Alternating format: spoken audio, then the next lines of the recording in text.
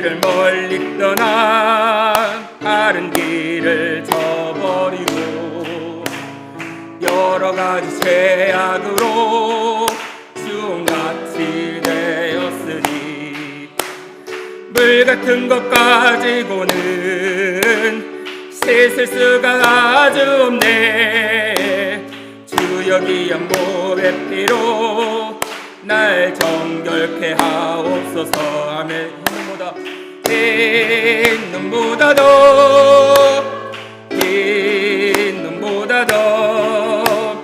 주의 흘리신 보혈로 희게 씻어 주옵소서. 아멘. 오늘 말씀 요한복음 2장 23절로 3장 15절까지 말씀입니다. 요한복음 2장 23절부터 3장 15절까지 말씀입니다.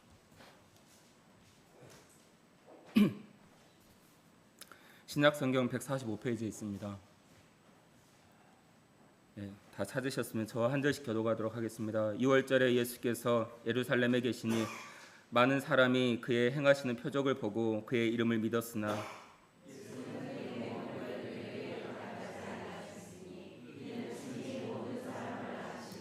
또 사람에 대하여 누구의 증언도 받으실 필요가 없었으니 이는 그가 친히 사람의 속에 있는 것을 아셨음이니라.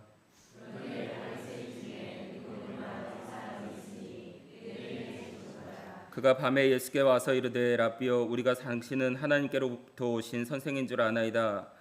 하나님이 함께 하시지 아니하시면 당신이 행하시는 이 표적을 아무도 할 수 없음이니이다.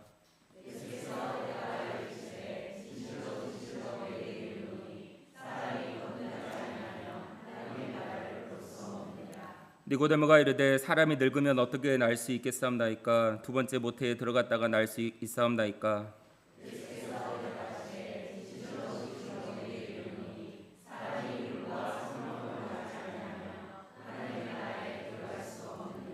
육으로 난 것은 육이요 영으로 난 것은 영이니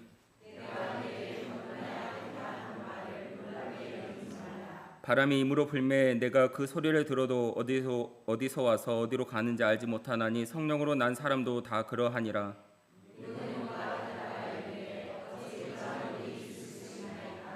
예수께서 그에게 대답하여 이르시되 너는 이스라엘의 선생으로서 이러한 것들을 알지 못하느냐?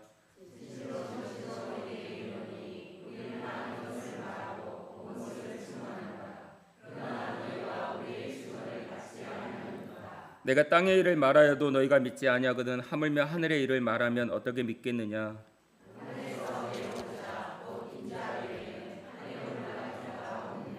모세가 광야에서 뱀을 든 것 같이 인자도 들려야 하리니 이는 그를 믿는 자마다 영생을 얻게 하려 하심이니라.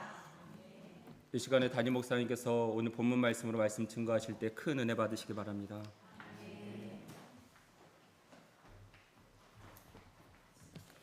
기도하겠습니다.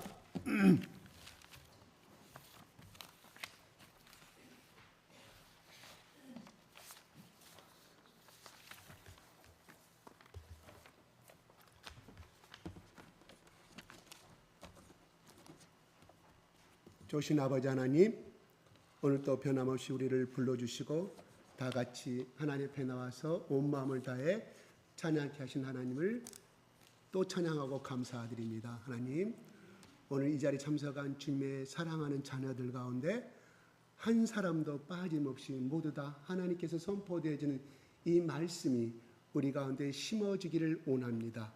그리하여 30배, 60배, 100배의 결실을 맺는 좋은 밭이 되기를 원합니다. 그리하여 이 땅의 말씀대로 실행함으로 말미암아 내가 복을 받고 우리 자녀들이 복을 받고 내 영혼이 탈ten같이 범사가 잘 되는 모든 축복을 받아 하나님께 영광 돌리기를 원합니다. 성령님, 우리를 긍휼히 여겨 주시옵소서. 성령님, 이 자리에 참석한 모든 주님의 귀한 자녀들 가운데 성령의 충만한 기름을 부어 주시옵소서. 들을 귀가 되게 하여 주시옵소서. 마음에 믿어 의에 이르는 좋은 밭의 심령의 고백이 일어날 수 있도록 주님 축복하여 주시옵소서. 예수 그리스도 이름으로 기도드리옵나이다. 아멘. 할렐루야. 하나님 감사합니다. 아버지 감사합니다. 하나님 아버지 사랑합니다. 예수님, 나의 구원의 주님이십니다. 예수님, 내 인생의 왕이십니다. 예수님, 내 인생의 주인이십니다. 통치하여 주시옵소서. 나를 다스려 주시옵소서. 예수님 사랑합니다. 성령님, 성령님, 성령님, 당신의 계심을, 내 속의 계심을 나타내 보여주시고 느끼게 하여 주시옵소서. 감동받게 하여 주시옵소서. 아멘, 아멘, 아멘. 서로 마주보면서 축복의 덕담을 나누시기 바랍니다.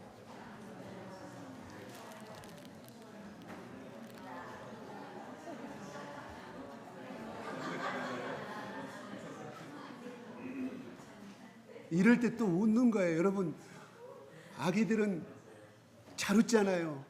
엄마가 앞에서 까부러도 울고 뭐 춤추면서 웃고 다 웃는데, 우리 어른들은 갈수록 자기 사고가 내 속에 굳어져 가기 때문에 웃는 것이 없어요. 그렇죠? 오늘 예배 끝나고 집으로 들어간가 동시에 집에 들어가면 현실이 펼쳐 있잖아요. 현실이. 자식들 교회 안 다녀. 짜증나. 인상이 굳어져. 집에 청소할 건 너무 많아. 이놈의 자식들이 나가면서 양발 좀 개놓고 버리거나 여기저기 다 청소할 것밖에 없어. 현실이잖아요. 그러니까 어떻게 돼요? 웃음이 없어. 그러니까 오늘 이 시간만큼이나 같이 웃자는 거예요. 예, 이 웃음이 52주 동안 한 번의 웃음이 52번의 웃음이 나중에 그게 100번이 되고 또 300번이 되고 1000번이 될 줄로 믿습니다. 그 뭔 말이에요? 우리 속에 긍정적인 에너지가 생기는 거예요. 긍정적인 거. 그래서 인생은 살만하다. 네가 내 아들이고 내 딸임을 너무 감사하다. 잘 자라서 고맙다. 또 그걸로 끝난 것이 아니라 당신이 30년 전에 나 결혼해서 고생, 지금까지 내 애들 키우느라 고생했어. 저 딸 시집 보내라 고생했어. 사랑하는 아내의 손 한번 확 잡아주고 그 말을 듣는 아내 속에 뭐가 들어와요? 감동과 눈물이 들어와. 사랑하는 남편을 향해서 또 여보 다 당신 때문이요. 그러면서 감동하고 웃고 그러는 거예요. 아멘? 그 가정 속에 무슨 우환이 들어올 수 있겠어요? 그 가정 속에 무슨 걱정이 있겠어요? 걱정과 근심과 한난이 들어오다가도 우와, 이 집은 성령의 충만한 기름이 보져 있네. 도망가 버리고 말 줄로 믿습니다. 네. 짜증은 짜증을 불러일으킵니다. 오늘 이때 다시 한번 어쩐다고요? 짜증은 짜증을 일으키는 뭐예요? 웃음은 웃음을 일으켜요. 복이 들어오는 거예요. 웃음은 복이 와요. 그것이 그냥 생긴 말이 아니에요. 진짜로 복이 들어오는. 다시 한번 보고 싶었습니다. 한번 더 웃어봅시다. 스킨십이 반드시 필요합니다. 스킨십이 반드시 필요해요. 우리 동물원 가면 원숭이들 자기 새끼 꽉 안고 가잖아요. 절대 안 놓잖아요. 절대 안 놓죠. 자립할 때까지 꽉 안고 어디에? 가슴에 꽉 안고. 그 원숭이 새끼는 자기 엄마한테 죽을 짜고 꽉 잡고 있잖아요. 예, 스킨십이 중요합니다. 스킨십. 네. 오늘 이제 요한복음 보겠습니다. 그 유명한 니고데모 사건이 나와요. 니고데모 사건이. 니고데모라는 그 의미, 언어 의미는 백성을 통치하는 자란 뜻이에요. 이름이 굉장히 좋죠. 자기 아버지가 그렇게 지어줬을 거 아니에요. 그죠? 너는 태어나면서부터 그 이름을 줬을 때 너는 앞으로 네 인생을 백성을 통치하는 자가 되라. 무슨 말일까? 리더가 되라 이런 말이 되겠죠. 백성들에게 나누어주고 베풀고 가르치는 그런 머리가 되라고 말씀한 거예요. 그러니까 무슨 말이냐면 너는 출세하라. 부귀영화를 누리고 최고의 권력을 가져라. 그 뜻이 아니라 이 속에는 나누어주는 자, 배려하는 자, 그런 뜻을 가지고 있습니다. 그럴 때마다 어릴 때마다 니고데모야 아버지가 부를 때 뭐라고 불렀을 것 같아요? 니고데모야, 백성을 통치하는 자 니고데모야, 백성을 다스리는 자 니고데모야, 백성의 머리가 돼야 할 니고데모야. 그 아이가 나중에 8살, 9살 이렇게 쭉 랍비 학교에 들어가게 됐을 때 어떻게 공부를 하면 랍비 공부를 하고 율법을 공부하면서도 나는 많이 배워야 돼. 우리 아버지가 나를 그렇게 인생을 살기를 원했으니 열심히 더 공부했을 거 아니겠어요? 그죠? 여러분, 우리가 바리새인 그러면 오늘 나오는 니고데모 같은 사람이 바리새인이에요. 바리새인. 그럼 바리새이라는 것은 바리새파를 말합니다. 유대 민족의 바리새 인종을 말하는 거예요. 바리새파. 그러면 철저한 경건주의자들이었어요. 철저한 경건주의자. 뭘까? 모세에게 하나님께 주신 613개의 율법을 다 외우고 하나도 빠짐없이 다 지키는 자. 그게 그때 그 사회에 경건한 사람으로서 인정을 받는 것이었습니다. 그래요. 그 율법은 거룩하고 경건한 자가 되기 위해서 하나님 주신 거잖아요. 그죠? 그를 지키는 사람은 거룩한 자요 경건한 자로 인정받을 수가 있었다 이런 말입니다. 그리고 바리새파 그럼 대표적인 인물이 누구예요? 누구예요? 바울. 예, 잘하셨어요. 바울이잖아요. 그러니까 저 사람 바리새파 학문이다 그러면 같은 유대민족 평강 유대 저 사람은 말씀대로 사는 사람이다. 하나님의 뜻을 순종하며 살아가는 존경받는 사람들이 바리새파였어요. 이거는 이스라엘 역사 중에 여러 가지 왕조들이 나오는데 하모니안 왕조가 나와요. 약 BC 120년 전에 로마에 대항을 해서 자기들 잠시 독립국가를 이룹니다. 다시 로마의 침략을 받을 때까지는. 그때 하모니안 그 왕조 중에서 살로메라는 여인이, 그러니까 요한복음에 나오는 살로메 여인 말고요. 그 당시에 왕비 이름이 살로메였었어요. 그런데 그 사람들은 에돔 족속이에요. 그러면 우리가 이드메라 하기도 하고 영어로는 에돔이라고. 우리 성경에는 에돔에 어떤 성경 구약에 보면 이드메도 나오고 에돔도 나오고 그렇습니다. 그들이 유대인으로 편입이 됐어요. 이방인들인데. 근데 어떻게 로마 내지는 이런 걸 잘 보여서 로마에 의해서 왕조가 된 것인데 그들을 불합리하고 비윤리적이고 비도덕적이고 하나님의 율법을 어기는 사람들이에요. 그것이 이루어지니까 다른 사두개파 사람들이 다른 유대민들 입담을 그냥 그대로 권력을 순종해 가는 거예요. 근데 그것은 잘못됐다. 하나님의 율법을 어기는 것이다. 하나님의 계명을 우리가 지키려고 이 왕조를 세웠는데 왕이여 왕비여 회개하세요 한 사람들이 그 사람들이에요. 그러니까 이 여왕 앙비가 이것들이 까분해해서 몇 명을 죽이냐면 약 600명을 죽여버립니다. 감히 왕명에 대해서 대항했다고. 끝까지 그들은 대항을 합니다. 반대의 세력을 저항 세력을 만들어서. 그러니까 그들은 무슨 말일까요? 모세 하나님께 주신 계명 앞에 절대적으로 생명을 합리하지 않았다. 타협하지 않았다. 끝까지 지키는 사람. 그래서 그 사람들은 우리가 성경에 복음서에 나온 것처럼 일주일에 7일이잖아요. 일주일에 2번은 금식했어요. 그러니까 5일은 먹고 이틀은 쉬었다 이런 말이에요. 그렇게 왜? 금식함으로 인해서 죄가 발견이 되고 구약의 치료의 강선이 금식을 하면 우리의 영육간에 치료의 강선이 발생하여 우리의 죄악을 깨끗이 한다는 그것을 이미 그들은 알았어요. 그래서 이틀 동안 회개하고 또 회개하고 그랬던 사람이에요. 이건 무슨 말일까요? 5일은 6일간 일하고 그 다음에 안식일 했잖아요. 그죠? 7일째는. 그러니까 이 말은 언제 그들이 금식을 이틀간 했는가 모르면 평일날 근무하고 그 다음에 가서 농정사의 목축 사업을 하면서 그들은 생업에 종사하면서 이틀간씩 금식을 했다. 이런 말. 613개의 하나님의 계명을 지키려고 말씀을 지키려고 그래야만이 이 땅에 복을 받고 하나님 나라에 갈 수 있다는 그 사항을 믿기 때문에 그렇게 했던 사람들이 바리새인. 그러니까 우리가 생각할 때 엄청난 유대인 중에 유대인의 정말 빼놓을 수 없는 유대인의 그 1%에 해당되는 사람들이 이 사람이었다. 그 중에 한 사람이었던 니고데모가 오늘 이렇게 나와요. 그죠? 그래서 3장 1절에 끝나. 시작.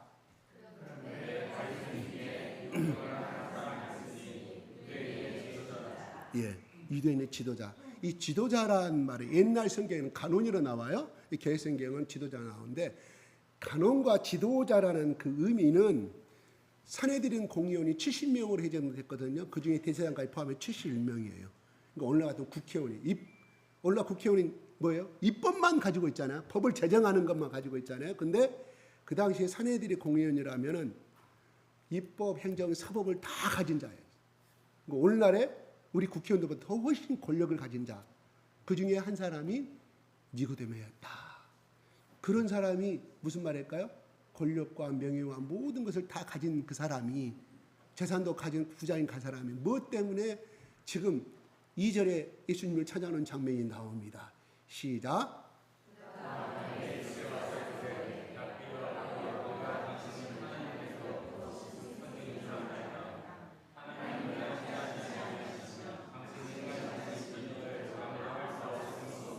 예, 여기서 나온 2장 후반부의 이 표적이란 말은 우리 지난주에 뭐였어요?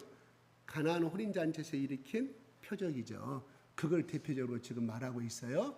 그래서 이제 성경에는 이렇게만 기록이 되어 있지만 사실은 요한, 이 사도 요한 저자가 기록할 때 빠진 것도 많이 있어요. 그러니까 무슨 말, 그동안 가나안 혼인잔치 첫 이적이었지만 많은 표적을 니고데모는 봐왔다. 그래서 그가 이렇게 말해요. 나는 당신은 하나님께부터 오신 선생인 줄 알아. 랍비를 말합니다. 랍비다. 성경 선생인 줄 압니다. 이렇게 말해요. 누가? 내가라고 써야 되는데 우리가라고 말해요. 그러니까 뭔 말일까요? 니고데모와 거기에 가나안 혼인잔치에 참여했던 제자들과 여러 사람들이 예수님을 하나님께로부터 오신 랍비로 알고 있다. 하나님께로부터 오신 랍비다. 좀 이상하죠?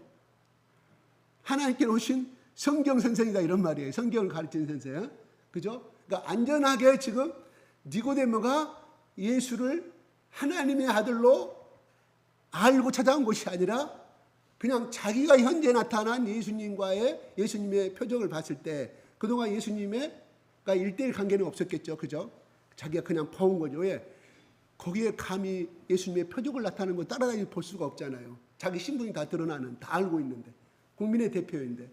근데 자기가 생각하는 말을 합니다. 뭔 말일까요? 일반적인 사람들이 알고 있는 그 수준에서 자기의 고백을 이야기하는 거예요.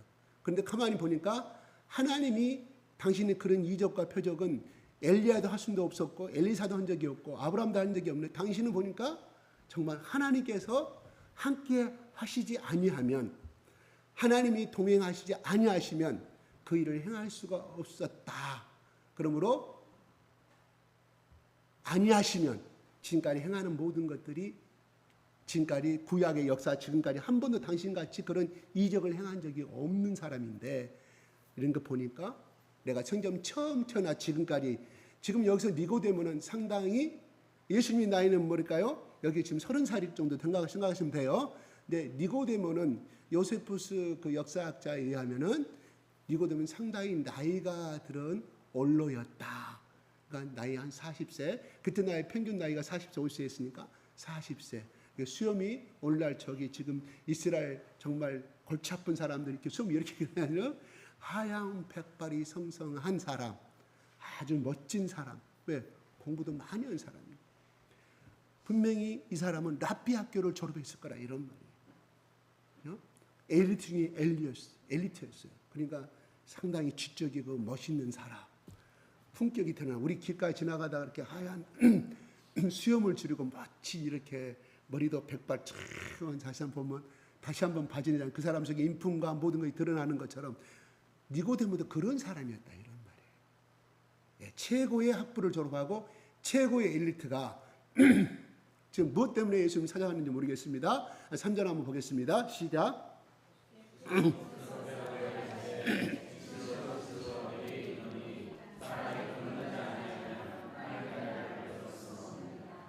네, 갑자기 당신은 하나님도 온 사람인지 아는데 이렇게 물어보니까 하나님이 하나님 나라를 너는 볼 수가 없다.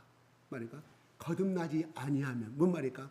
니고데모야 너는 거듭나지 아니하였다. 그러면 너는 하나님 나라를 볼 수가 없다.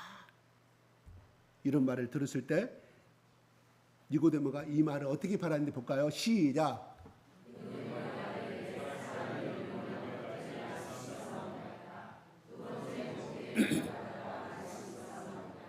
예, 사람들이면 어떻게 날 수 있사옵나이까? 거듭나라니까 어떻게 늙었는데 나는 늙었는데 자기 자신 뭐 여기서 보면 되죠? 니고데모는 상당히 나이가 들어버린 올로였던 걸 우리가 알 수가 있어요. 어떻게 다시 태어날 수가 있느냐? 이미 늙어버렸는데 두 번째 모태에 들어갔다 날 수 있습니까?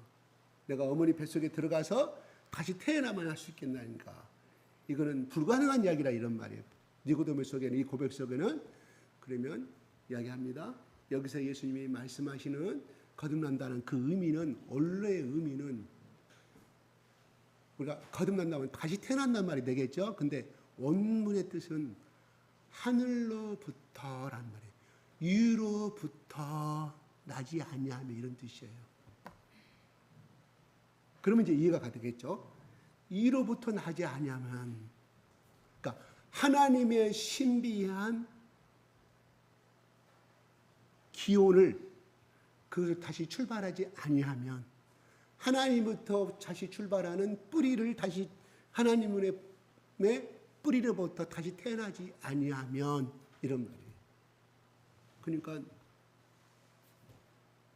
니고데모가 지금 헷갈리는 부분이 돼 있어요. 근데 우리가 니고데모가 있잖아요. 사실 여기서 이해를 못한 것 같지만 우리가 이 거듭난다는 이 그대로 이제 해석을 합시다. 이방인이 유대 종교로 개종을 하려고 하면 이때 이 시대 구약 시대 때부터 하려면 어떻게 되냐면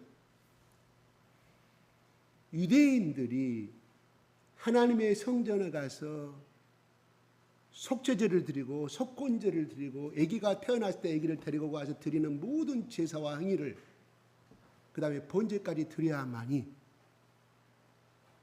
이방인이 유대인으로서의 인정을 받는 규정이 있었습니다. 그들 간습이었습니다. 그래야만이 너는 당신이 이제부터 유대인이라고 인정을 받는 것이 있었어요. 그 다음에 성경에는 나오지 아니하지만 그들이 그런 의식을 깨고 나면 제사장이 무엇을 주냐면 우유를 줬어요. 우유는 뭐예요? 막 태어난 아기가 먹는 것이 젖먹이잖아요. 당신은 이제 하나님의 백성으로서 이제 아기로서 태어났으니 이제 우유를 주세요 하는 그 식이 들어있는 거예요. 이제 당신은 유대인의 민족의 아기로 다시 태어났음을 의식하는 말이에요. 그러면 니고데모가 이 거듭난다는 말을 이해하지 못했을까요? 아닙니다. 예수님이 말씀하시는 건 나는 다 알고 있는데 예수님이 그러면 나는 이미 하나님 나라의 백성이고 죽어도 하나님 나라에 갈 수가 있는데 예수님이 말하면 거듭나지 아니하면 하나님 나라를 볼 수 없느니라. 나는 이미 하나님 나라의 백성인데 나보고 거듭나지 아니하면 하나님 나라를 볼 수 없다고 하니 거기서 이미 배운 니고데모가 또 다른 거듭남을 생각한다 이런 말이에요. 못해 다시 들어가는 것이 맞습니다. 당신이 의미하는 우리가 이방인들이 유대 종교에 가입하기 위해서 유대 민족이 되기 위해서 그런 의식을 치르는데 나는 그렇게 알고 있는데 당신은 나보고 거듭나지 아니하면 하늘 나갈 수가 없다니 그러면 당신이 말하는 의미는 모태로 들어가는 말이냐. 우리 유대 민족은 다시금 그러한 제사 의식과 유대 민족이 되기 위해서 밀크 우유를 먹을 필요가 없는데 본토 자식 우리 아담과 이브의 후손이고 아브라함의 후손인데 이미 니고데모는 알고 있었어요. 기본적인 바탕으로 해서 예수님이 이미 알고 있는 유대 민족들의 그 의식 가운데서 거듭나라고 말씀하시는 거예요. 그런데 예수님 말씀하신 거듭난다는 것과 유대 민족이 알고 있는 거듭나의 깊은 의미를 몰랐다. 왜 이방인이 유대 민족이 되기 위해서 결국 모든 제사와 속건제를 드리고 하나님 앞에 모든 죄를 용서해 달라고 속죄제를 드리고 난 다음에 우유를 먹는가를 너희 의미를 아느냐? 그 신약의 상징적인 표적이었다. 바로 신약은 바로 너 알고 있느냐? 그 모든 구약의 제사들이 그런 행위들이 결국은 나 예수 그리스도를 믿어야만이 거듭난 사람이 된다는 것을 지금 그걸 내포하고 니고데모에게 말씀하는 거예요. 만약에 우리 같은 유교의식을 갖고 있는 사람들이 또한 이 성경에 지식이 없는 사람들이 이런 말을 할 수가 없겠다. 예수님이 말한다고 하면 또 다른 예수님이 이 땅에 오셔서 우리가 성경을 전혀 모르는 상태에서 구약도 모르는 상태에서 예수님이 오신다고 하면 거듭난다는 말을 쓸까요? 아니에요. 우리의 형편에 맞는 언어를 썼을 거라 이런 말입니다. 바로 니고데모가 알고 있는 그 상식 속에서 예수님이 똑같은 말을 던지고 있다 이런 말입니다. 이해하셨어요? 봅시다. 그러면 우리는 이렇게 생각합니다. 니고데모는 이 말을 할 때 여러분 요세푸스가 쓴 요세푸스의 고대사에 보인 유대인 역사를 보면 약 20권의 역사가 기록되어 있는데요. 27권이. 한번 나도 그 책을 아직 찾아보지는 않았습니다. 그런데 거기에 보면 요세푸스는 열혈당원이었어요. 로마에 대항해서 리더였던 사람이에요. 전쟁 독립운동을 일으켜서 결국 로마의 장군한테 항복이 돼서 결국은 그 사람의 편에 서서 난 독립운동을 저지하지 않겠다.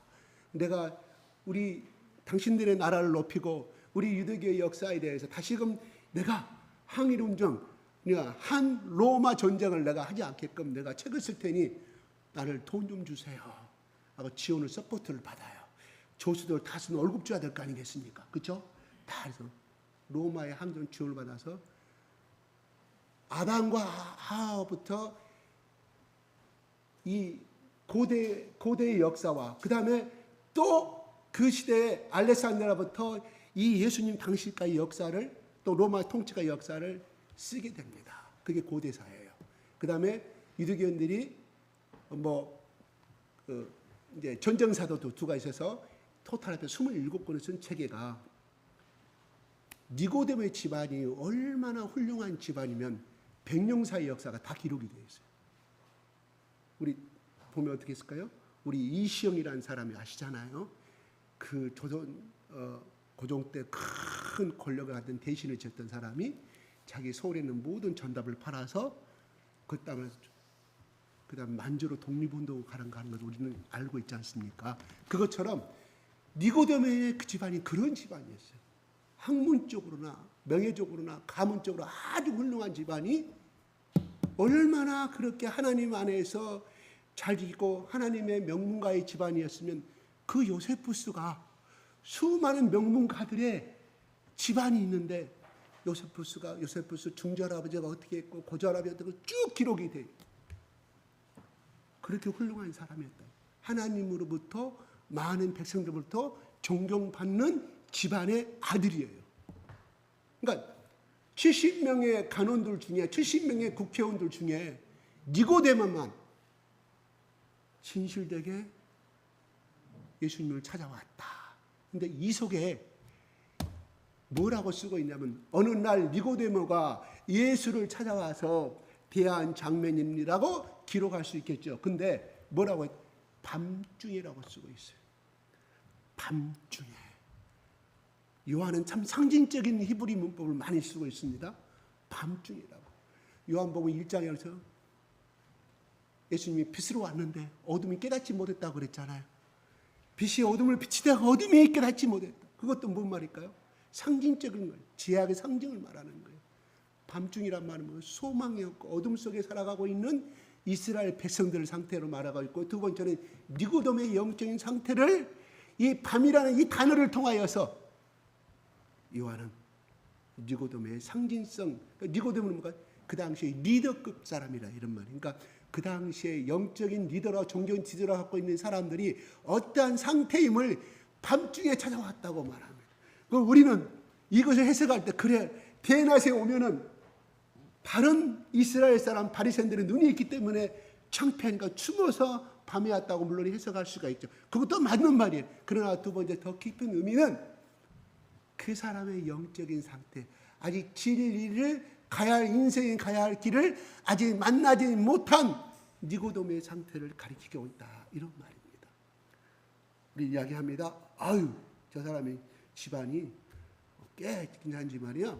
옛날에 저기 뭐 이 집안이 우리 지방에서 뭐 진사라였고 그의 조상이 과거에 급제했고 거기 뭐 무슨 이 씨의 무슨 최 씨의 집안의 후손이야. 14세 후손. 그래서 우리는 말합니다. 그런 친구들 모임에 가가지고 개 모임 가가지고 무슨 최 씨야? 그러면 나 뭔 최 씨인데 경주 최 씨. 오 경주 최 씨 저기 경주에 가면 경주 최부자 집에 그 집안이야? 그래. 근데 한 번도 가보지도 않았습니다. 그래 말해요. 예, 그렇게 우리는 내세웁니다. 그러면서 자기가 양반인 걸 내세우고 최영봉 지사님한테 말한 거 아니에요? 예, 그러니까 어떻게 예를 들면 최 씨가 그렇게 나왔습니다. 진 씨라고 말했는데 진 씨 그래. 그래서 진 씨는 거의 다 저 중국에서 망해버린 왕조의 후손들입니다. 진 씨들이 그 한 번밖에 없어요. 진 씨 맞아요? 나 우리 왕조 우리 중국의 옛날에 왕조 명나라 시대 때 우리 누구 명조 그 전쟁에 패해가지고 송나라 때 패해가지고 배 타고 이렇게 와서 진도로 거쳐서 그다음에 흔적이 있어요. 그다음에 해남 이렇게 갔다는 기록이 역사에 나와 있습니다. 그래서 다 해요. 그래 다 누구든지 자기 집안이 훌륭하면 자랑하고 싶지 않아요. 두 번째 그것도 끝난 것이 아니라 학문을 자랑해. 우리 할아버지가 공자의 사서상경 새벽마다 이런 사서상경을 읽으시고 가르치고 중용을 가르쳐 넣어가지고 나는 그 어깨너머로 우리 할아버지가 오라게 해갖고 너무 쉽게 매도 때리고 그걸 읽지 못하 해석을 하지 못한 매를 맞았다고 그렇게 은근히 자기 집안 자랑을 빼내는 집안 자랑합니다. 우리 인간의 본능이에요. 그렇다는 거예요. 그거 뭐 비꼬는 말이 아니고 우리 자랑에 대해서. 그래서 우리는 이야기합니다. 죄인이요, 당신이 죄인이요. 당신이 훌륭한 집안이 어떻든 간에 나나 빼대는 우리 집안이나 빼대는 당신 집안이나 하나님 하면 죄인이요, 죄인. 하나님 나라에 나는 갈 수 있는 당신은 갈 수가 없어. 그러면 성질 낼 수밖에 없죠. 그리고 힘든 말합니다. 그 누구 있지? 그 집안에 그 집안 말이야. 옛날 우리 머슴 집안이야. 그게 할아버지가 우리 머슴으로 살았어. 별볼일 없는 가정이라고 이렇게 말합니다. 그런 사람 많이 들었어요. 많이 들어요. 그런 사람들한테. 예. 그래서 우리는 그런 자랑하는 것이 있어요. 근데 중요한 것은 여기서 예수님이 이렇게 말해요. 그 다음에 여기서 끊고 그 다음 넘어가겠습니다. 5절 한번 볼까요? 시작.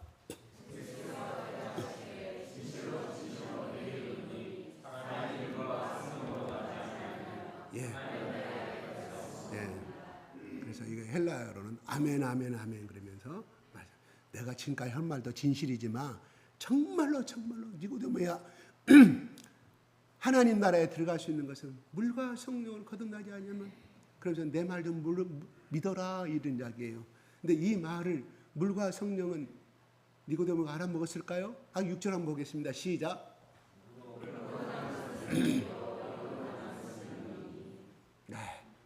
니고데모야 네가 너희 집안이 훌륭하고 너 율법 다 지키고 너희 집안이 정말 이 율법의 가정인지 내가 아는데 육으로 난 것은 육이요 영으로 난 것은 영이다.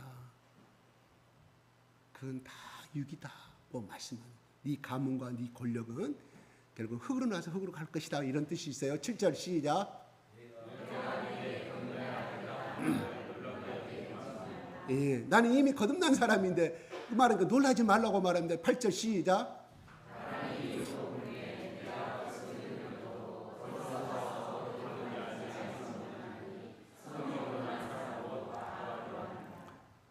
깨닫지 못하는 부분에서 예수님이 자연의 법칙을 이야기합니다. 바람이 마음대로 분다. 우리 자연의 법칙을 모르는데 분명한 것은 바람이 불 때 네 머리카락으로 넘기고 네 수염으로도 느끼고 나무가리 흔들린 것도 네가 느끼지 않느냐. 바람이 분다는 것은. 근데 그 바람이 어디로 와서 어디로 가는지 너는 알지 못하느냐. 너 알지 못하잖아. 아는 사람이 있느냐 없지 않느냐. 그러면서 성령으로 난 사람도 다 그러하니라고 말합니다. 자, 넘어가겠습니다. 9절 시작. 니고데모가 성령으로 난 사람도 그러하다고 말하면서 자 어찌 거듭난 일이 있을 수가 있느냐고 다시 한번 또 물어보는 말이에요. 거듭남의 의미를 좀 다 가르쳐달라고 말하는 거예요. 10절에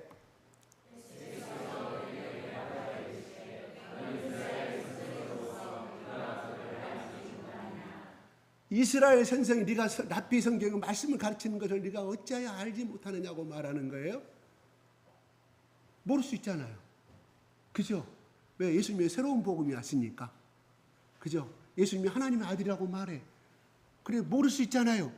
근데 예수님 말은 어찌 그런 것들을 알지 못하느냐고 말함. 내가 이 말을 하면 너는 이미 알고 있어야 돼. 그래서 나한테 설명을 했어야 된다. 이런 말이에요. 책망하는 말이거든요. 그러니까 어떻게 보면 성경에는 명령적으로 됐겠지만 존칭으로 썼겠죠. 나이가 올로이시니까. 11절에 진실로 형님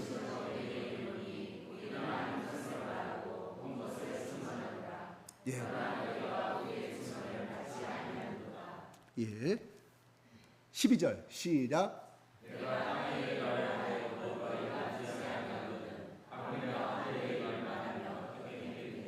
그러니까 예수님의 이 말은 뭐냐면 나는 하늘에 있었다 하나님과 같이. 그러므로 나는 하늘에 있을 때 내가 본 것과 내가 행하였던 것을 내가 너희들에게 말한다. 나는 보지 않은 것을 절대 말한 적이 없다. 이렇게 말하니까 니고데가 못 알아먹어. 그러니까 뭐예요?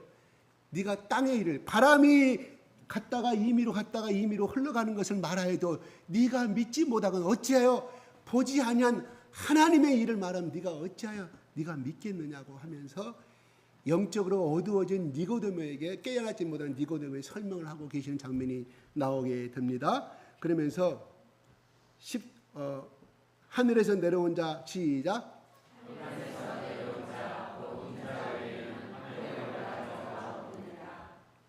곧 인자에는 하늘에 올라간 자가 없느니라.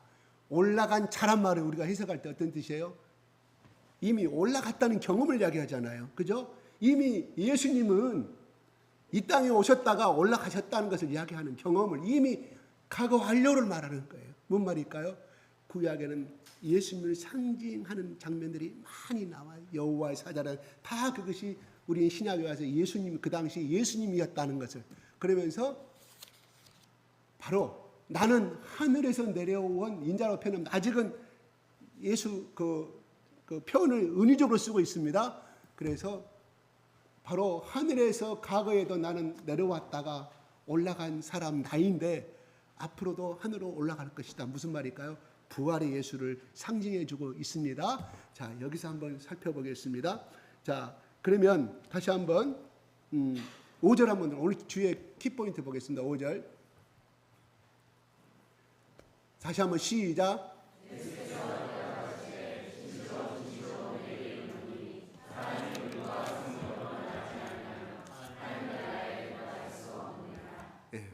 사람이 물과 성령으로. 그래서 이것을 우리가 생각합시다. 그래서 우리는 이 물과 성령으로 한 단어로 표현할 것인가. 어떤 학자들은 원문에는 물과 성령이 하나의 단어다. 다시 말해서 그냥 즉 성령을 이야기해 주고 있다고 말하고요. 어떤 사람들은 물과 성령을 다시 해석하시는 분도 있어요. 그러나 헬라의 원문에 보면 물과 성령은 하나로 표현해 주고 있습니다. 물은 곧 성령님을 말씀해 주고 있다. 이러면 그러면 베드로는 사도행전의 2장에 이렇게 전도하실 때 말씀을 합니다. 한번 현행령 올려주세요. 시작.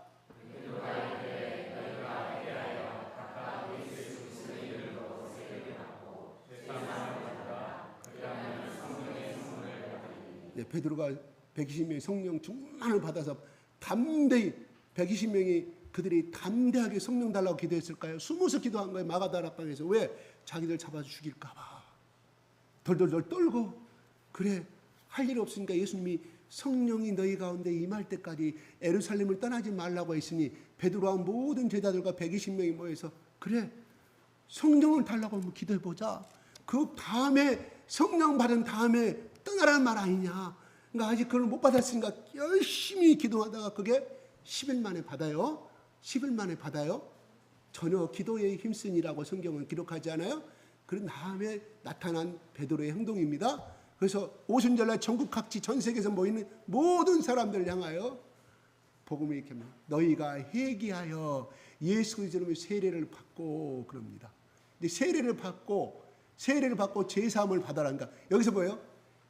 첫째는 회개하고 그 다음에 예수 이름으로 세례를 받고 그 다음에 세 번째는 제사함을 받고 그러면 성령의 선물을 받으리라. 결국은 성령의 선물이 중점적으로 쓰입니다. 너희 가운데 성령을 받는 받으려고 하면 이 세 가지를 전형적으로 이루어진다는 것을 말하는 겁니다. 회개하라. 그 다음에 세례를 받으라. 여러분, 우리가 물세례를 받는다는 것은 여기서 물과 성령을 깨닫는 그자 그대로 해석합시다. 우리 물세례 받잖아요. 그래서 제 회개가 용서됐다는 것은 물세례를 받는 것이 아니라 이 물세례라는 귀여운 의미는 또다시 거슬러 올라가야 됩니다. 저 설명하겠습니다. 에스겔서에서. 자, 우리가 교회에서 세례 의식을 받습니다. 그죠? 물로 받아요. 그럼 이미 회개했다는 뜻을 의미하는 거잖아요. 회개한 자만이 물세례를 받을 수가 있다 합니다. 그런 의미죠. 그러면 뭔 말일까요? 그러면 이미 그 사람은 제사함을 받았다. 물세례를 받아서 제사함이 아니라 이미 회개했기 때문에. 그럼 물세례는 하나의 의식이라 이런 말이에요. 그 다음에 그리하면 죄를 고백하고 회개하고 가슴을 치는 사람에는 누가 선물 주냐? 성령의 선물을 받으리라. 성령께서 주시는 선물을 받으니까 성령 세례를 받으리라 이런 말이에요.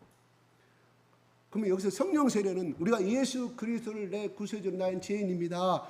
예수 그리스도를 나의 구세주로 고백하는 것이 성령의 인치심을 분명히 말씀해 주고 있어요. 그러나 베드로가 말하는 성령의 선물은 불세례를 이야기해 주고 있다 이런 말이에요. 그래서 마태복음 3장 10절에는 너희가 성령의 불세례를 받으리라고 세례 요한은 말씀해 주고 있습니다.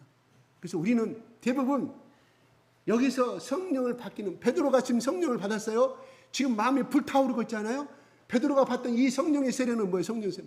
불세례. 120명이 각 어깨에 서로 보는 거예요. 불의 해같이 갈라진 불들이 어깨에 있었으면 서로 120명이 서로 봤어요.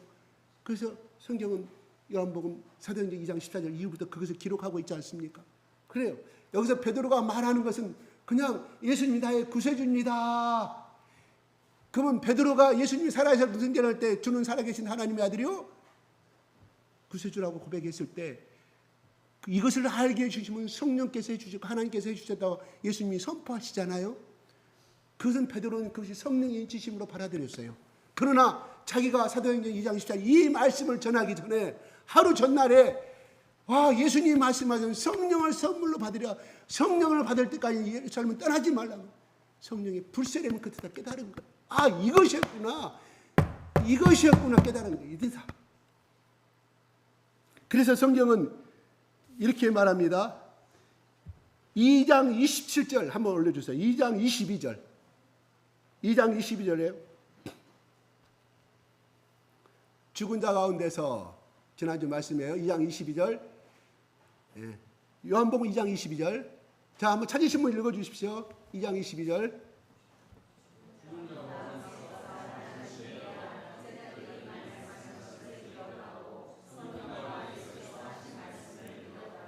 그 말은 뭔 말이에요? 이 말씀은 지금 그 앞에 사흘 만에 흔들어라. 사흘 만에 부숴버려라. 그러면 내가 이거 성을 허물면 이 성전을 허물면 내가 3일 만에 내가 이 성전을 세우리라 했던 그 말이 그것이 뭔지는 몰랐어.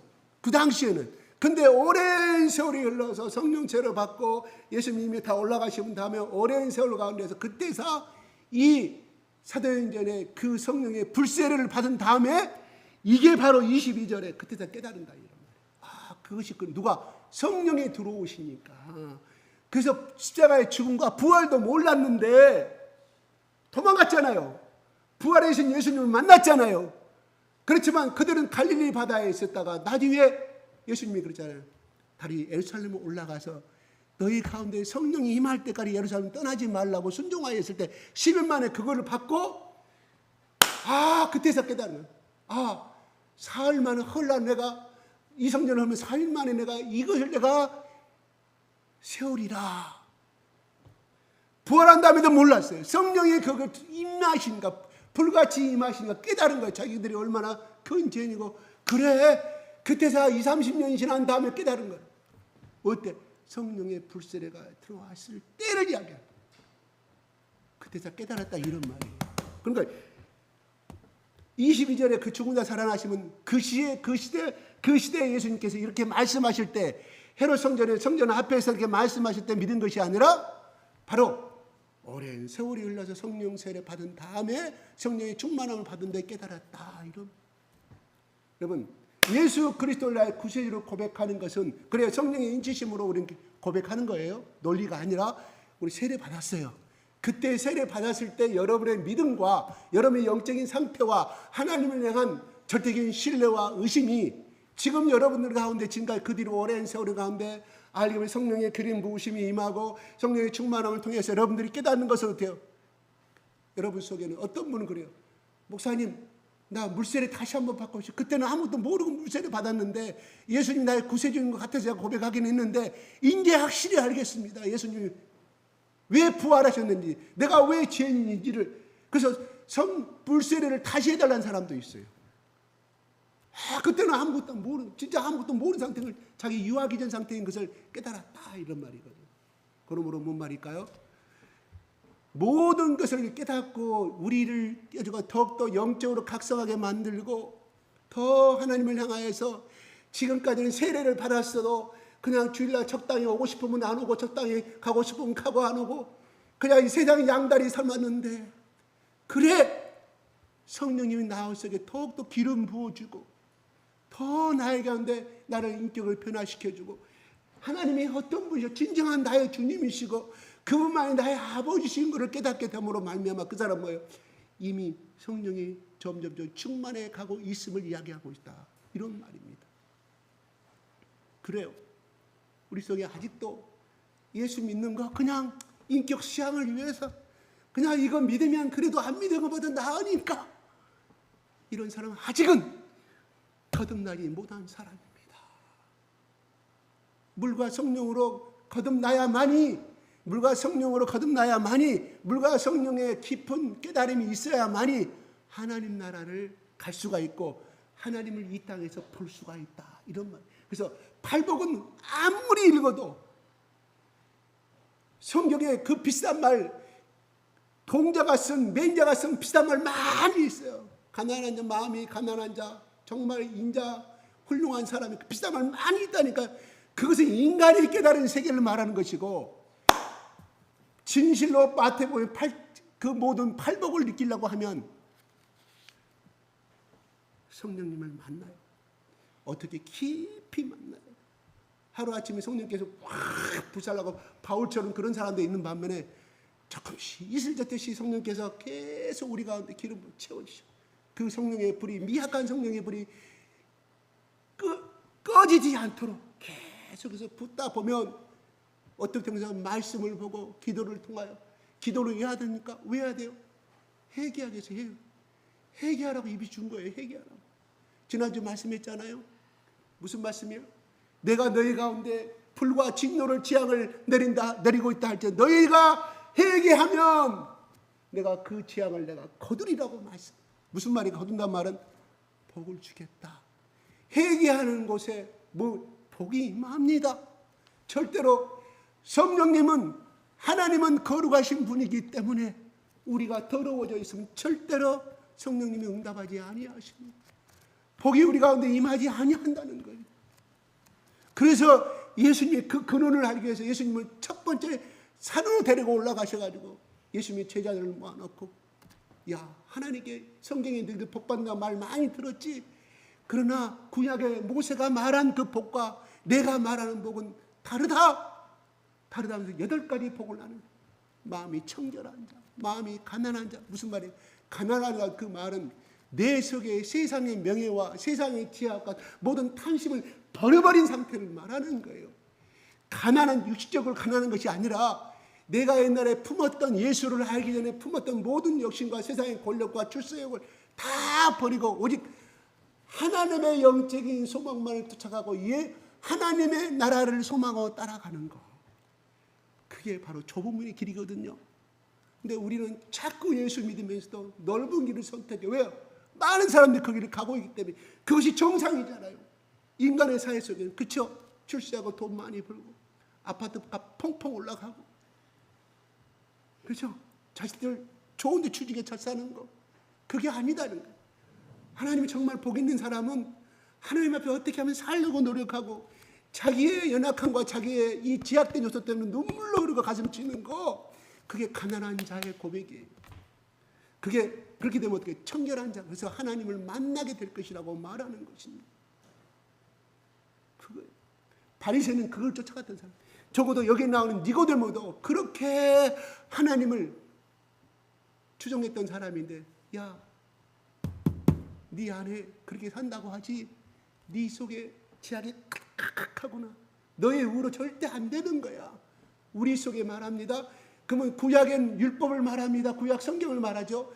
그러면 우리 사회, 우리 한국 사회는 어떤 조선시대 내려왔던 유교적인 것이 있어. 부모를 효도하라. 부모께 효도하라. 부모 유신 또 뭐 친구를 뭐 글쎄 뭐 장자 유신 뭐 연장자를 높여 올려주고 다 그런 거. 그래서 알게 모르게 나는 빼대 있는 유교 집안이니까 사탄은 우리에게 속삭입니다. 아니 우리의 의식이 속삭여요. 너는 깨끗한 사람이고 네가 뭔 죄가 있냐? 너는 그 정도면 인생 잘 살아온 거야. 끊임없이 예수님 앞에 하나님의 죄인인 것을 막아버리는 것이 오늘날 바로 율법이에요. 그 유교의 놀라운, 우리가 유교의 모든 인문학적인 거 다 공부는 해야 돼요. 필요해야 합니다. 왜? 성경을 드러내기 위한 하나의 인문학적인 요소로 돼야 되는데 성경은 예수는 뒤로 가고 유교가 앞에서. 그래서 어떤 사람이 나만큼만 훌륭하게 살아라. 우리 할아버지 집안이 어떤 집안인데 그래서 예수를 영접하지 아니합니다. 이 유교가, 이 의식이 예수를 영접하는 엄청난 마귀의 역할을 하고 있다는 사실이에요. 저는 내 개인적으로 하나님이 특별하게 선택한 사람도 있지만 예수 그리스도가 이 땅에 오신 것이 모든 택한 자들을 위해서 십자가에 죽으셨다고 말을 하지만 저는 개인적으로 그렇게 생각합니다. 모든 예수를 모든 이 열방에 사는 모든 민족들에게 천국에 갈 수 있는 영생의 길을 알려줘 이 땅에 오셨다. 저는 그렇게 말합니다. 그러므로 그거를 받아들이는 사람은 자기의 의식과 자기 판단에 의해서 받아들이는 사람은 구원을 받는 것이고 너는 하나님께 택하지 아니했어. 그러면 네가 아무리 예수를 믿으려고 해봐야 예수를 믿을 수가 없어. 얼마나 불통등한 예수님이에요. 얼마나 불공평한 하나님이십니까. 자기가 판단한 것에 의해서 죄의 대값을 받는 것이 정상 아니겠습니까. 그래요. 그래서 끝까지 예수를 폐치고 죽어버려. 누가요? 그 집안에 내려 유교의 영이 자리 잡거든요. 이거 싸워야 돼요. 유교는 절대 나쁜 것이 아닙니다. 유교에 나오는 그 학문은 절대 나쁜 것이 아닙니다. 절대 나쁜 것이 아니에요. 사람들 물어봅니다. 종교인은 나는 무교라고 웃기고 있네. 유교의 그 사상과 불교의 사상과 자기 부모로부터 대대로 내려온 토테미 사상이 꽉 하나가 돼서 그게 하나의 자기의 종교예요. 그렇기 때문에 예수를 안 믿는 것이 무교. 사탄은 그렇게 교묘하게 우리를 그렇게 의식화시키고 무교라는 사람 중에 오히려 더 교만한 사람, 영적으로 가리고 있다 이런 말이에요. 우리는 뭐예요? 주 안에서 너희 부모에게 공경하라고 그랬잖아요. 그러나 우리 가족과 어떤 것에 대해서는 그것은 필요가 없을 줄로 압니다. 때로는 제가 하잖아요. 우리 소천하신 우리 아브라함 목사 자기 장인 존경합니다. 의술도 그분한테 배웠습니다. 얼마나 존경한지 몰라. 그런데 복음 앞에서는 평소에도 물론 최선을 다했던 사위였지만 복음 앞에 영생이 곧 다가오니까 곧 장인 어른이 자기 죽음 앞에 다가오니까 복음으로 맞섰습니다. 아버님이 회개하세요. 사위가 오늘날 장인한테 그런 사람이 있어요? 없습니다. 그 말 못합니다.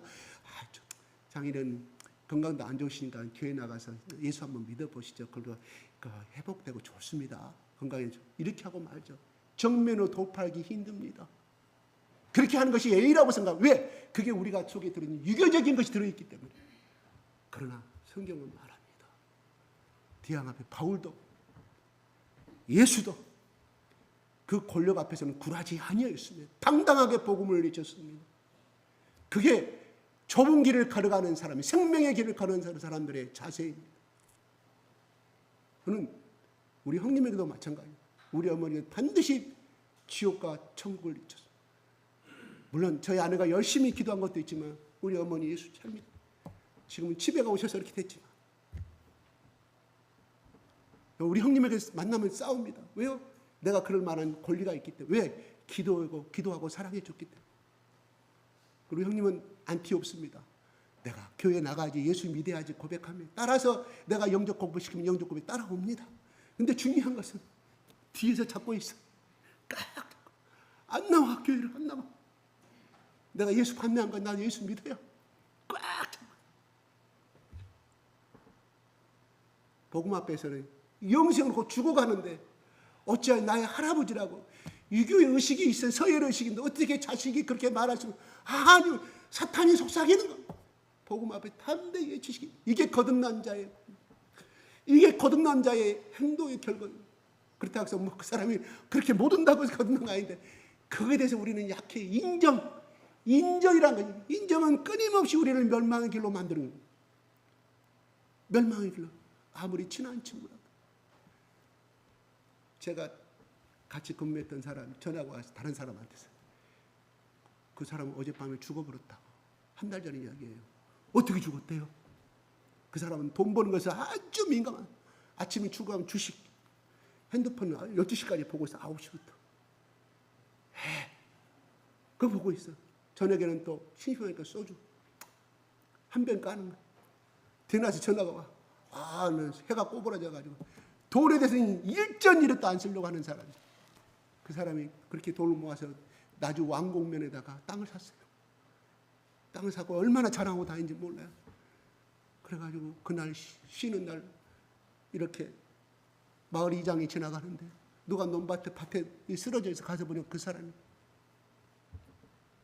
제가 딱 후회했어요. 딱 찌른 게. 나에서 성령께서 그 말. 네가 그 사람한테 예수를 전했느냐 그 말이 들어오더라. 딱 그 전화 받는 순간에 멍 때렸는데. 그래요. 우리 인간은 부검을 했다는 이야기 들리는데 잘 모르겠어요. 결과는 난 못 들었습니다. 아들이 부검시켰대. 왜? 우리 아버지가 한 번도 아픈 적이 없는데. 아마 내 생각엔 심근경색이 아니겠느냐. 그분이 수구가 담배를 피웠으니까 심근경색 같지 않은 생각이 들어가는데 너무 억울한 죽음이다. 한 번도 입원 안 했으니까. 아픈 적도 없는데. 그 뒤로 안 들린 거 보니까 그렇게 자연사한 것 같아요. 그런 식으로. 그렇습니다. 우리 기회는 언제까지 있는 건 아니거든요. 우리는 이미 우리 교인들만큼은 물과 성령으로 거듭났다고 저는 확신하고 있습니다. 단 중요한 것은 이 거듭남이 계속돼야 되는 한 번으로 끝나는 것이 아니라 그래서 구원파가 왜 저 강주교 오치동이 강주교회 있잖아요. 왜 그 다음에 전번에 그 누구예요 그 사람? 오대양 사건, 저 세월호 사건 누구예요 그 사람? 곧 누구예요? 구원파? 그다음 박옥수 그들은 한 번 회개하면 제사함 받았으니 회개할 필요가 없다고 이야기를 해요. 이스라엘 백성들이 하나님께서 부르실 때 어땠어요? 회개할 때마다 죄를 용서해 줬거든. 제물을 바칠 때마다. 그러면 그들은 이미 한 번 회개했으니까 그리고 이미 그 물세를 받았잖아요. 홍해를 건넜으니까. 아니에요. 끊임없이 하나님은 회개의 제사를 요구하셨어요. 예수님이 단지 동물의 제사가 필요 없고 단숨에 자기 생명을 바치면서까지 제사함의 길을 열어준 것이거든요. 그러면 그들이 죄 지을 때마다 하나님 앞에 동물을 희생의 제물로 와서 내 죄를 용서해달라고 고백했던 것처럼 우리는 이 제물이 영원한 제물이 되신 예수 그리스도의 보혈의 피 앞에서 내가 하나님 용서해. 내가 이런 죄를 범했습니다. 근데 그 죄를 범하고 나서 한 번만 좋은데 또 생각이 또 나잖아요. 똑같은 거 생각해. 왜? 소고기 불고기 먹은 사람 또 먹으러 가잖아요. 비싸서 안 간다고 하지. 돼지갈비집 또 가잖아요. 배고프면. 내가 고혈압이니까 안 먹어야 한다. 근데 당겨. 마찬가지. 우리 죄는 끊임없이 우리를 당기잖아요. 야, 오늘 주일날 안 가면 어때? 그 너처럼 미련하게 믿는 게 아니야. 놀러도 다니고 멋지게 인생처럼 너 늙으면 더 이상 해외 영동 못 가고 그래요. 해외 가는 것이 나쁘다는 것이 아니에요. 나쁘다는 것이 아닌데 아무튼 그런 식으로 꼭 주일날한테 예배 지키려고 하면 그런 전화가 오고 우리 유혹하는 것이 많아. 진정으로 거듭난 자는 그걸 이긴다 이런 말. 이겨내. 끊어내. 누가?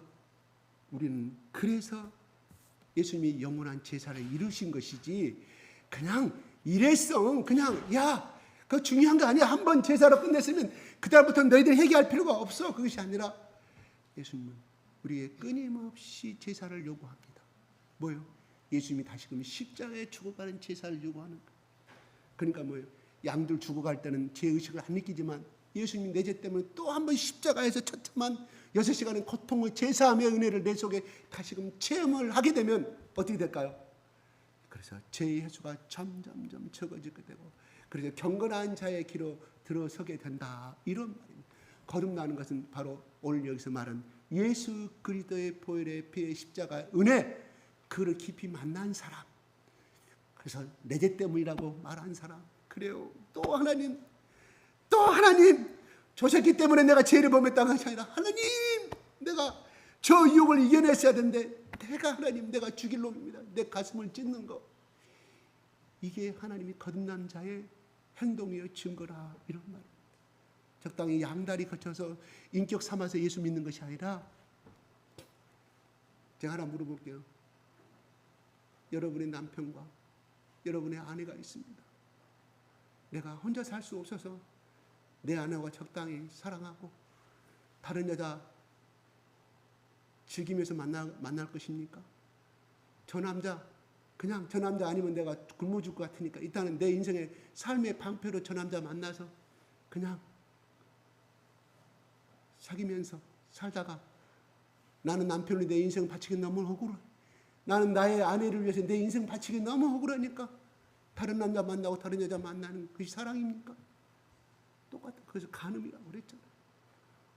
내 남편을, 내 아내를 정말 내 인생에서 보배로운 존재로 여기고, 난 당신밖에 없어, 다시 태어나도 당신하고 다시 결혼할 거야, 고마워, 우리 아들 낳아주고 우리 딸 낳아주고 우리 시부모 잘생겨서 너무 고마워, 당신의 수고와 눈물 절대 내가 잊지 않을게. 그러면서 어느 날 생일날에 18K도 아니고 14K도 아니고 24K의 순금 반지를 탁 끼워주면 그 아내의 마음속에 어떤 마음이 들까요? 그 아내의 마음속에, 재원 씨, 내가 당신만을 끝까지 사랑한다. 영중 씨, 내가 당신만을 끝까지, 내 인생의 가장 큰 행복은 당신을 만난 것이 고백이 이루어질 거 아니겠습니까? 아멘. 그 마찬가지 하나님을 사랑하면 그렇게 사랑해야 되는 거 아니겠어요? 예수님 사랑하는 거. 그게 바로 그 사랑이잖아요. 그래서 순교가 나오는 거예요. 그래서 아내를 위해서 자기 심장도 내어주는 거 조직 검사할 때 맞아. 간의 이식도 보니까 맞아. 그래서 나오는 거예요. 그런데 그것이 사건이 적지 않아요. 왜? 안 나와 별로. 왜? 그런 사건이 너무 희박하니까. 우리 예수님, 내가 남편을 위해서 인생을 다해서 섬기듯이, 내가 아내를 위해서 섬기듯이 예수님을 그렇게 섬기는 자에게는, 그래 네가 나를 그렇게 사랑하냐, 그래 놀러도 안 가고, 옛날에는 네가 적당히 양다리 걸치고 네가 가정이 이렇게 벌어질 때까지 힘들게 살더만, 네가 이제는 거듭나더만 나를 위해서 충성을 다하느냐, 그래 내가 너희를 무엇을 하여 주기 원하냐, 너희 자녀 문제, 너희 남편의 직장의 문제, 내 장래의 문제, 하나님이 깨끗이 해결해 줄 줄로 믿습니다. 다 세상 거 다 걱정해요. 믿음을 몰고 나니까 다 끝나잖아요. 내가 누구라고 말하지 않겠습니다. 그 집안은 전부 다 오대조에서 모든 집안들이 공동 땅을 사가지고 선산을 사서 거기에 묻히기를 원하는데, 그런데 거기 들어가기 싫어. 왜? 전부 다 거기 묻혀있는 사람이 예수 안 믿는 사람들이 묻어서 자기 가족만큼 그것 다 믿기 싫어. 그러니까 그걸 거절하면 온 집안의 8천대까지 모든 소문을 다 내고 거기 갈 수 없다고 고백, 힘들다고. 그래서 제가 그랬어요. 믿음으로 선포하라고, 가시라고.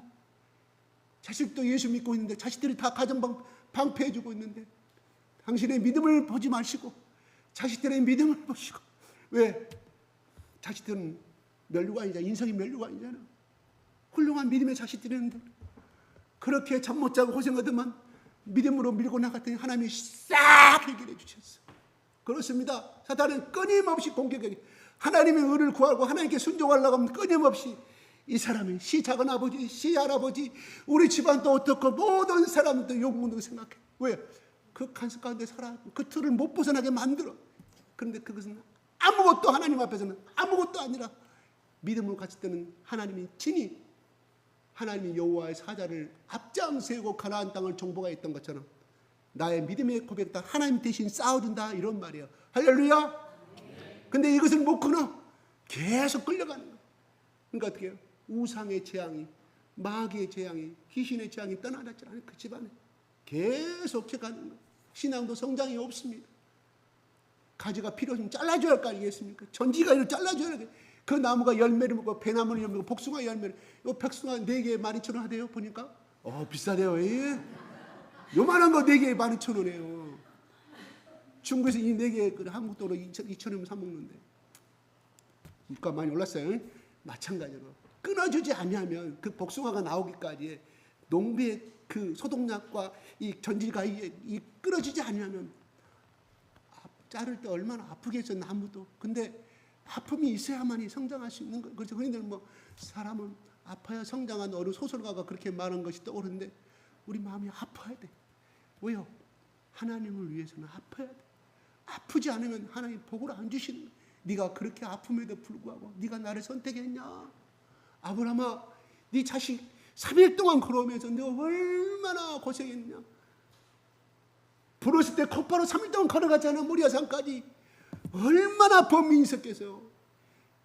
자기 일생에 하나밖에 없는 아들인데 정말 이래야 삽니까? 하나님 꼭 이래야만 됐습니까?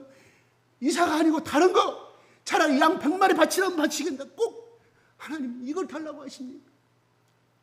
성경은 기록되지 아니하지만 아브라함도 인간이었잖아요. 우리 같은 똑같은 성정을 가진 사람이었잖아요. 어찌 그런 범민이 없었겠어요? 아브라함이 믿음의 조상이니까 간반에 고민 없이 했을 것이다 생각. 너 아니오시다. 아브라함 갔어요. 부르심에 순종해서 갔을 때 하나님 그래 너의 차라리 아브라함 그래서 나 어떤 분이 그렇게 했나 그렇게 기도하신다는 이야기 내가 들었어요. 하나님 나는 손대지 마시고 아니 내 자식만큼은 손대지 마세요. 어떤 내가 잘못을 하더라도 차라리 내 목숨을 손대십시오.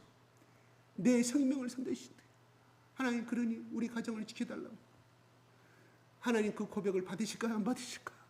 그래 네 생명을 걸면서까지 네가 나를 사랑하느냐. 하나님 책임져 그 자식의 문제 책임주실 줄로 믿습니다. 그래요. 네가 네 생명과 똑같은 이삭을 나에게 바쳤으니 하나님 거기에 눈을 들어 보니까 제물로 바쳐야 될 산양이 거기에 다 뿌리가 거쳐서 있었잖아요. 하나님 우리 모든 인생의 문제를 해결해 주십니다. 이게 아브라함이 거듭났기 때문에 그 일을 행하였음을 믿습니다. 뭐요? 끊어야 돼. 하나님 근데 못 끊는 이유가 내가 그걸 사랑하기 때문에 즐기기 때문에 못 끊는 거예요. 그렇잖아요? 내가 그렇지 않습니다. 손 한번 들어보세요. 그거 끊으면 내가 손해난 거, 인생에 손해난 것 같으니까 못 끊잖아요. 아니옵시다. 하나님은 끊은 만큼 비례해서 복을 주실 줄로 믿으시기 바랍니다. 마치겠습니다. 잠깐만 1분 가면 통성기도 하게요. 시간이 조금 제가 계획했다면 20분 오버됐습니다. 통성기도 1분 동안 저는 1분 하면 또 3분 해요. 기도를 많이 할수록 좋아요. 제 설교보다